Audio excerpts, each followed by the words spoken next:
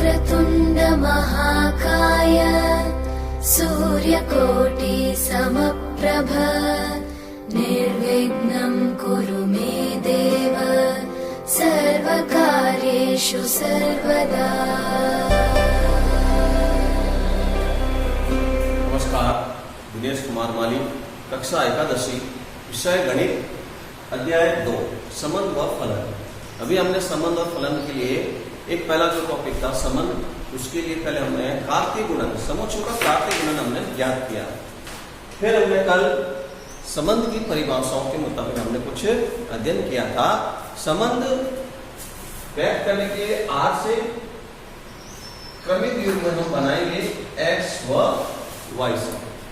तो x और y बनाएंगे, ये प्रथम घटक और द्वितीय घटक जो होगा x बिलोंग्स टू कोई भी एक समुच्चय P से होगा और y बिलोंग्स टू Q। दो समुच्चय अलग अलग, दोनों एक ही हो सकते हैं। इन दोनों से जो कार्तीय जो गुणन होगा P इंटू Q के उप समुच्चय जो बनेंगे वो एक संबंध के रूप में व्यक्त करेंगे। आइए हम उस पर आधारित कुछ हम प्रश्न करने वाले हैं। हमारे सामने यहाँ पर 3 प्रश्न हैं लिखे हुए, उसको हम हल करेंगे। आइए सबसे पहला जो प्रश्न है उसकी जब बात करेंगे, लिखा हुआ है यदि समुच्चय A 1 और 2 अवयव हैं, समुच्चय B में 3 और 4 उसमें भी 2 अवयव है, तो A से B में संबंधों की संख्या ज्ञात कीजिए। कितने संबंध बनेंगे? तो हम सबसे पहले भी जो हमने परिभाषा में पढ़ा, तो कार्तीय गुणन के कितने उप समुच्चय बनेंगे वो हमको पता करना है। इसका एक फॉर्मूला भी हमने यहाँ कल लिखा था, 2 की घात n p इंटू क्यू। 2 की घात n p इंटू क्यू, तो ये जो n p इंटू क्यू जो लिखा हुआ है कार्तीय गुणन की संख्या है। कार्तीय गुणन के जितने उप समुच्चय होंगे वही इसके अंदर संबंधों की संख्या होगी। तो देखिए सबसे पहले हम यहाँ पर जो पहला प्रश्न उसकी बात करते हैं। दिया हुआ है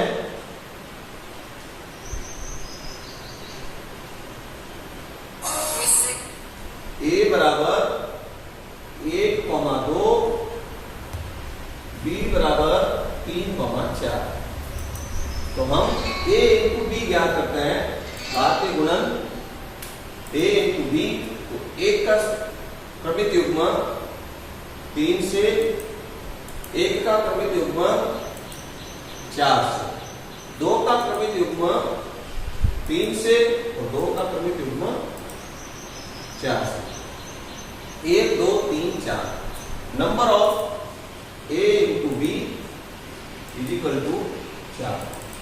तो ये जो हमने भी ज्ञात किया है, ये A इंटू B कार्तीय गुणन समुच्चय की संख्या कितनी है?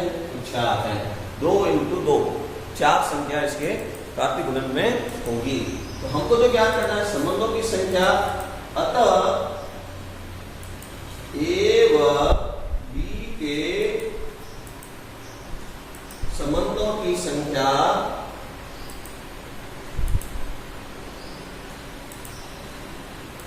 A इंटू B के उप समुच्चय की संख्या होगी। तो उप समुच्चय की संख्या होगी, अथवा कुल संबंध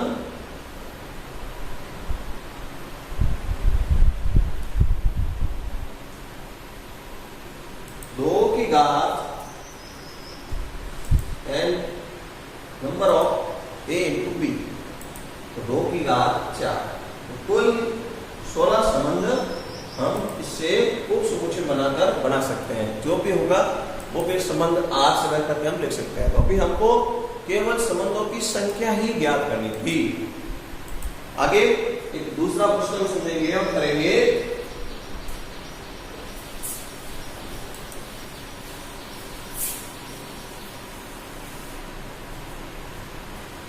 दूसरा जो प्रश्न है उसमें जो लिखा हुआ है, एक समुच्चय दिया हुआ है A 1 2 3 5 और B 4, 6, 9। यहाँ पर 4 अवयव है, यहाँ पर 3 अवयव है। तो आपको एक संबंध बनाना है A से B में एक संबंध, R नाम दिया हुआ इसको रिलेशन x, क्रमिक युग्म में प्रथम घटक x है, द्वितीय घटक y है। x और y का अंतर जो क्रमिक युग्म बनाना है उसकी जो प्रतिबंध शर्त जो लिखी हुई है, x और y का अंतर विषम हो। यदि x को y में से घटाए तो घटाने पर विषम संख्या आनी चाहिए, ये यहाँ पर शर्त दी हुई है क्रमिक युग्म बनाने के लिए। x जो संबंधित है, x belongs to a, x के जो भी मान लिए जाएंगे वो a सूचे से ले जाएंगे। y संबंधित है b, y के जो भी मान लिए जाएंगे वो b से ले जाएंगे। r को रोस्टर रूप में लिखिए। तो हमने बोला था कल भी कि संबंध को लिखने के दो तरीके हैं, दो तरह से इसको निर्देशित किया जा सकता है, रोस्टर रूप में और उसके निर्माण रूप में। ये जो लिखा हुआ है ये निर्माण रूप में, प्रश्न में निर्माण रूप में दिया हुआ है, एक नियमावली बनाकर जो उसके कथन को सत्य साबित करें। जस्ट इसका चेंज रोस्टर रूप, दूसरा जो भाग है रोस्टर रूप में उसके जितने भी क्रमिक युग्म है उसको लिखकर हम दर्शाएंगे तो वो एक रोस्टर रूप का उल्लेख करेगा। तो हम यहाँ पर इस प्रश्न को हल करने के लिए काम करते हैं। तो हमको जो दिया हुआ है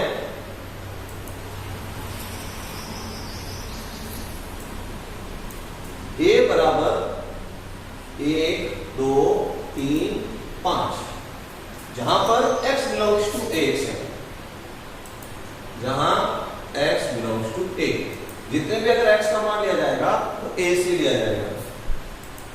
b जो लिखा हुआ है 4, 6, 9, जहां y जो बिलोंग्स संबंधित है वो b से है, y b से संबंधित है, x a से संबंधित है। अपन को जो r के लिए जो काम करना है, रिलेशन जो अपन को बनाना है, उसके लिए प्रश्न में लिखा हुआ है x और y का अंतर विषम है। x और y को घटाने पर विषम संख्या आनी चाहिए। तो हम जानते हैं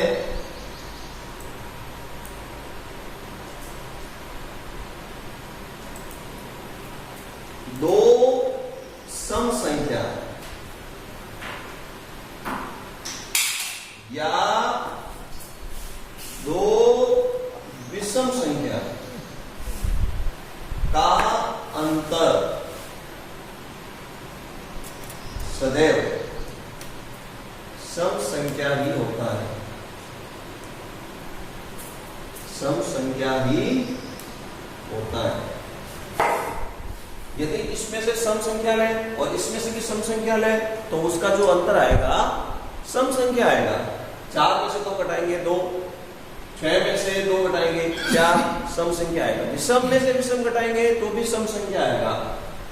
1 और 9 घटाएं, 9 में से 1 -8, तो विषम संख्या ले तो भी सम संख्या आएगा। परंतु हमको जो चाहिए अंतर घटाने पर विषम हो, तो एक संख्या सम और एक संख्या विषम, अतः एक विषम व एक सम संख्या का अंतर, एक विषम संख्या होगी और एक सम संख्या होगी, का अंतर सदैव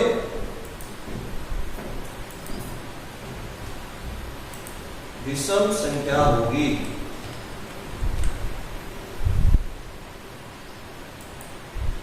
तो हमको जो a × b है, कुछ उप समुच्चय जितने भी बनेंगे उसमें से कुछ यहाँ पर संबंध में काम आएंगे, क्रमिक युग्मों में हम प्रयोग में लेंगे, ठीक है ना।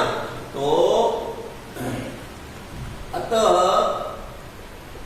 r = अब आपको इसमें से केवल वही क्रमिक युग्म लेने हैं, इसमें से एक विषम संख्या तो इसमें से एक सम संख्या, जितने जितने क्रमिक युग्म बच सकते हैं वो आप इसमें लिखते जाएंगे।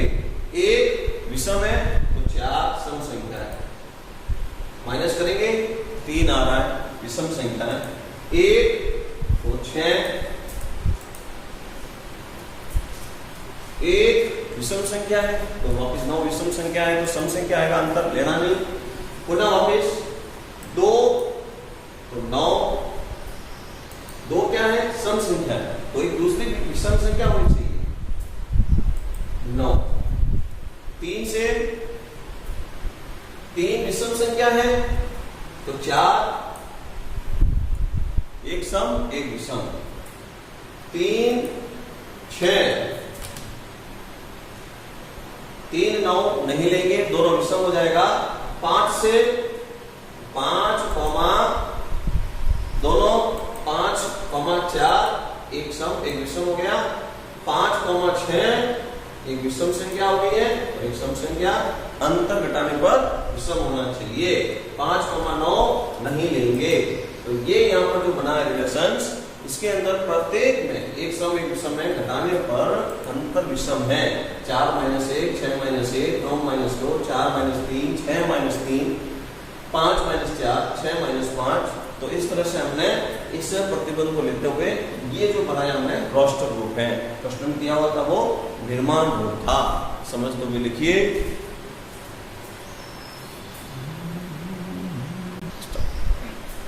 आइए एक और प्रश्न, तीसरा जो प्रश्न है वो हम करने वाले हैं। इसमें फिर एक निर्माण रूप में आपको प्रश्न दिया हुआ है। संबंध r बराबर x क्यूब, क्रमित युग्म में x का मान और y की जगह x क्यूब लिखा हुआ है, x का 3 पूर्ण गण संख्या बनेगी। संख्या 10 से कम एक अभाज्य संख्या है। जो यहाँ पर x के जो पास करना है वो 10 से कम एक अभाज्य संख्या है, तो उसका एक रोस्टर रूप बनाइए। तो x, पहले हमको ये बात करनी है, दिया हुआ जो है तीसरा प्रश्न हम कर रहे हैं, जो x हमको लेना है 10 से कम एक अभाज्य संख्या। 10 से कम एक अभाज्य संख्या। अभाज्य संख्या का अर्थ सबको ध्यान है, वे संख्या जिसका अगर हम गुणनखंड बनाएं तो केवल 2 गुणनखंड के अलावा तीसरा नहीं बने, या फिर वे संख्या जो अपने पहाड़े के अलावा किसी और दूसरे पहाड़े में नहीं आती हैं, वो अभाज्य संख्या बने। तो हम यहाँ पर 10 से कम अभाज्य संख्या, एक अपवाद है, एक को नहीं लेंगे, 2 3 5 7 9 नहीं है और 10 से कम ही लेंगे। तो ये 4 जो संख्या है वो x है। यहां पर जो अपने को क्रमित युग्म जो बनाना है x, y, तो यहां पर x, x क्यूब, जो y जो बना रहे हैं वो x क्यूब है, यानी जो यहां प्रश्न दिए हुए हैं इन सबका पूर्ण गण संख्या लेनी है। तो x बराबर 2, y बराबर 2 की घात 3 8, x बराबर 3, y बराबर 3 की घात 3 27, x की घात 3 प्रश्नानुसार, x बराबर 5, y बराबर 5 की घात 3 125, x बराबर 7, y बराबर 7 की घात 3 343। अब हम यहाँ से जो ये आए हैं क्रमित युग्म वो इस प्रश्न में समझने के लिए लिखेंगे।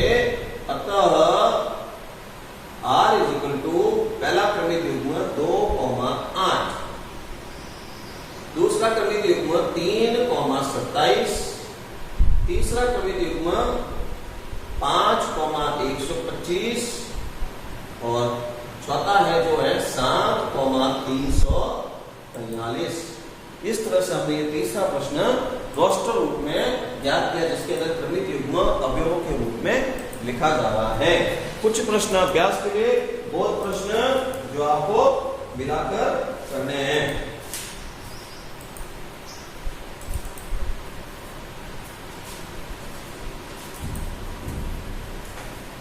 बोध प्रश्न अभ्यास के लिए आप करेंगे r बराबर क्रमित युग्म में x प्लस 5, ये क्रमित युग्म y का जो मान है x प्लस 5 में x को जोड़ना है। जहां x का जो मान दिया हुआ है x बिलोंग्स टू 0, 1, 2, 3, 4, 5, ये x का मान है, x का मान 0, 1, 2, 3, 4, 5। तो r को रोस्टर रूप में लिखकर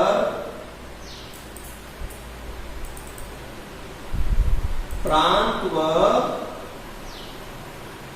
परिसर लिखिए। प्रांत और परिसर भी आपको साथ में बताना है, इसका प्रांत और परिसर क्या है। तो जब रोस्टर को पढ़ाएंगे उसका जो प्रथम जो अवयव होता है, क्रमिक युग्मों का जो प्रथम घटक है वो प्रांत कहलाता है, और जो इसका प्रतिबिंब बनता है अर्थात द्वितीय जो घटक है वो उसका परिसर कहलाता है। 8, 27, 125 जैसे ये द्वितीय घटक ये इसका परिसर कहलाएगा। आइए एक और प्रश्न आप करेंगे।